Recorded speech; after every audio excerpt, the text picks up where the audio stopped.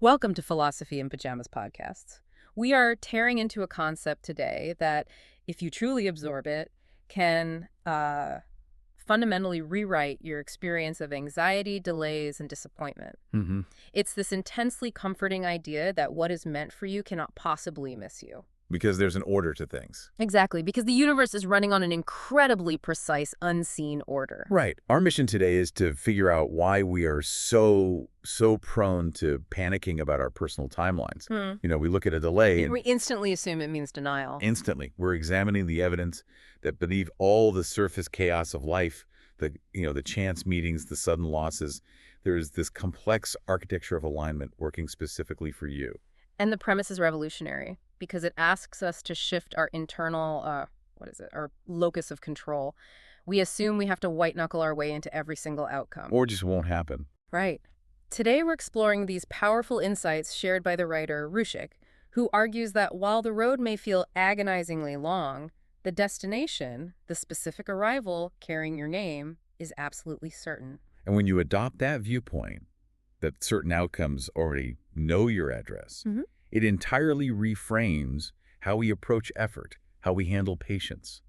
And most importantly, how we interpret waiting. Yes, it transforms the waiting room of life from a place of dread into, well, a preparation zone. Okay, let's unpack this with a little friction, because intellectually it sounds beautiful, but practically it can feel a bit like fatalism. Sure. If my blessing already has my name on it, why should I bother applying for the job, or writing the book, or even getting out of bed? It just looks like pure chance dictates everything anyway. That's the perfect challenge. And that friction, it highlights our need to distinguish between, say, passive resignation and active dignified effort. Okay. But first, let's just establish this foundational concept of precision. You mentioned life looks like pure chance. The moment-to-moment chaos, yeah. Right. The opportunities that knock without warning, people meeting unexpectedly, loss seeming random, that's all just the surface noise. But underneath. Underneath, the core counter-concept we are drawing from is that the true order does not rush, does not forget, and does not misdeliver. Wow. It suggests an emergent complexity that is, frankly, too vast for our linear human minds to track. Blessings simply never go to the wrong address. They might take a scenic detour, though. Oh, they definitely take a scenic detour through a few life lessons, but they have their coordinates locked. This is where the perspective shift gets really interesting. To grasp this underlying precision, we're invited to consider the journey of the simplest thing you might have eaten today, like, say, a piece of fruit. An apple or an orange. Exactly. We consume it mindlessly, but the path it took to your hand is, like, a perfect analogy for the entire structure of your destiny. It's the ultimate exercise in zooming out and just respecting the sheer, incredible scale of coordination that had to occur. Think about it. Well, think about the individual steps.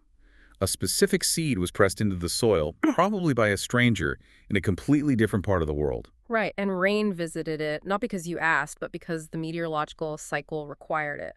Sunlight was faithful. And the roots, they fought these unseen battles with stones and pests in the dark. Then you have the human element. The branches had to learn balance against the wind. A farmer had to wait weeks, maybe months, for ripeness. A trader had to bargain, not just with a farmer, but with transport companies, distributors. Crossing huge distances. Huge distances, hands exchanged it, currency changed pockets, reflecting market forces you never even influenced. All of that incredibly detailed, multi-party, multi-year effort. A sequence of seemingly random events and deliberate actions. Led precisely to you holding that fruit today. And that, psychologically, is huge. It shows that these complex paths involving thousands of external agents and, seemingly random timing are already in powerful motion. Not because you chased that specific seed in the ground. No. Not because you demanded it arrive, but because the destination, in this case your hand, was written. If we trust the precision of the universe to deliver a piece of fruit, why do we distrust it with our own messy lives? That's the critical link, and it brings us directly to the point of pain. The panic. We panic because our internal timelines don't match reality. The goals we set for ourselves by 30 or 40. Exactly. Yeah. We look at someone else's glowing success reel and compare it to our messy, frustrating, behind-the-scenes reality. And we conclude, universally, that delay equals denial. And that comparison syndrome, it's a self-inflicted wound. It's fueled by borrowed timeline. It absolutely is. And the central thesis here is firm. Delay rarely means denial. In nearly every case, delay implies critical, necessary preparation. I want to challenge that a little. When are we simply being delusional about an outcome that is genuinely never going to arrive? Well, How do we differentiate between necessary patience and just chasing a fantasy? that's where the active work comes in, which Right. we'll get to. But fundamentally, if you're working with integrity and the door remains closed, it is a statement about timing, not about your worth. So the delay means something specific is quietly aligning. Yes. And crucially, that alignment is almost always internal. So we're talking about preparation of the container, not the contents. What specifically are we building during this frustrating waiting period? We are building the capacity to hold the arrival without dropping it. Ah, Think about the immense energy and responsibility that comes with any great blessing. A thriving business, a profoundly deep relationship, genuine peace. of course. If those things arrive when you are still mentally scattered or emotionally reactive or you lack the infrastructure, they will immediately collapse. That makes profound sense. We ask for a massive opportunity, but we haven't built the resilience for the chaos that comes with it. So the universe is protecting the blessing from us until we are ready. Exactly. The blessing already carries your name, but you need to grow into the person who's capable of receiving it. Right. That job you're anxious about. The actual delay might not be about finding the right vacancy. It could be about something else entirely. It could be a series of lessons, a temporary job that's building your resilience, or a crisis forcing you to clarify your communication style. Or the deeply satisfying relationship we all crave. It isn't just romance or chemistry, is it? Not at all. It requires two separate individuals becoming whole enough, secure enough to meet without immediately breaking each other. Or relying on the other person for their identity. Precisely. The delay in the meeting is the essential training period for both people. And what about something like inner peace? Even that. True inner peace doesn't just arrive in a magical moment. It's a muscle. A muscle. Yeah, a muscle built through thousands of tiny choices, choosing calm over chaos, responding instead of reacting.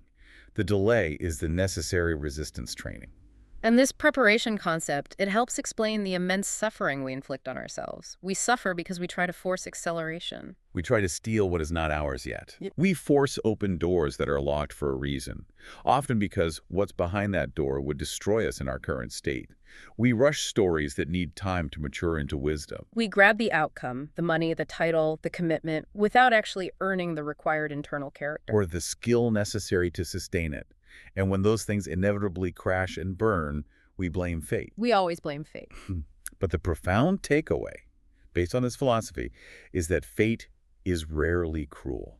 It is precise. Precise. If you force an outcome before the ground is ready, the collapse isn't a punishment. It's just a precise, immediate correction to get you back on the right path. This recalibrates our whole perspective on setbacks. The aha moment here is realizing the protective nature of negative events. Nothing. Absolutely nothing is wasted. Even the waiting is diligently doing its job. It introduces this concept that the universe is constantly filtering and protecting you from what you think you want. But what would actually cause a disaster? Can you give us some tangible examples of that protective filter? Sure. Think about it. Every missed train saves you from a destination you weren't meant to be at. Every unanswered call protects you from a conversation you weren't truly ready to hear. Or a misunderstanding that would have just spiraled. Exactly. And every ending, even a heartbreaking loss of a business or a relationship, simply clears the necessary space. Space for a beginning that needs room to breathe. The vacuum created by the loss is essential for the next thing to take root. This is where Rushik emphasizes that your arrival is defined as much by what you don't receive as what you do. The rejections often serve as critical course corrections. To make sure you don't settle for the wrong address. When your specific parcel is still in transit. It's the ultimate reassurance against that paralyzing anxiety of time lost. Time spent waiting, if you use it wisely, is time spent hardening the foundations. Okay, so let's go back to that friction point. How do we transition from panicking to trusting? Right. If everything is already written, how do we distinguish this from just passive resignation? Sitting on the couch waiting for destiny to deliver a package labeled Dream Life seems like a recipe for getting nothing done. Absolutely not. And this is the critical philosophical distinction. Trust in the unseen order does not mean sitting idle. It can't. There is immense dignity in trusting the process, but you still show up every day and work with integrity. You still learn the skills. You still love fiercely. You still choose the difficult path of honesty over shortcuts. So the effort is mandatory, Yes, but the desperation is optional. precisely. The definition of this active trust is moving forward without desperation. Yeah, love It it. means knowing that your dedicated effort plants the seeds, tends the garden, and prepares the soil. But patience, informed by trust, is what actually lets those seeds grow into something sustainable. So you work like everything depends on you. But you trust like everything depends on a higher order. I think the biggest immediate psychological benefit here is just the profound loosening of envy. Oh, absolutely. When you truly believe that what is yours cannot be taken and what is not yours wouldn't serve you anyway, the need to measure your life against borrowed timelines just evaporates. Envy loses its grip. Fear softens because you understand setbacks are protective. Your white-knuckled grip on controlling every variable relaxes, Because you know the package is already addressed. and forcing it early only risks breaking it. You stop chasing things that look dazzling but feel wrong. You learn to say no without the guilt of FOMO and yes without the fear of commitment. Your internal compass gets recalibrated. And when you maintain that posture-active effort mixed with profound trust, the arrival is guaranteed to be different. Rushik notes that when the thing that is yours finally arrives, it will carry lessons and responsibilities, not just rewards. It's going to test you. It will test whether you have grown into the person ready to steward it properly. It requires you to rise up to meet it, not just passively receive it. And this leads to that final, beautiful feeling described in the text. When the thing that's meant for you finally settles into your life, it won't feel shocking or random. No, Rushik explains it will feel familiar, not shocking, like something you have been growing into all along. Wow. That familiarity is the sound of your internal preparation finally matching your external destiny. It feels like an inevitability, not a lucky break. So, what does this all mean for your week ahead? It means we have to keep faith in the unseen order. The cosmic architecture does not mislabel parcels. Even if the delivery route is currently stuck. Stuck because the driver, which is you, still needs to learn one final crucial skill before the GPS releases the package. So breathe.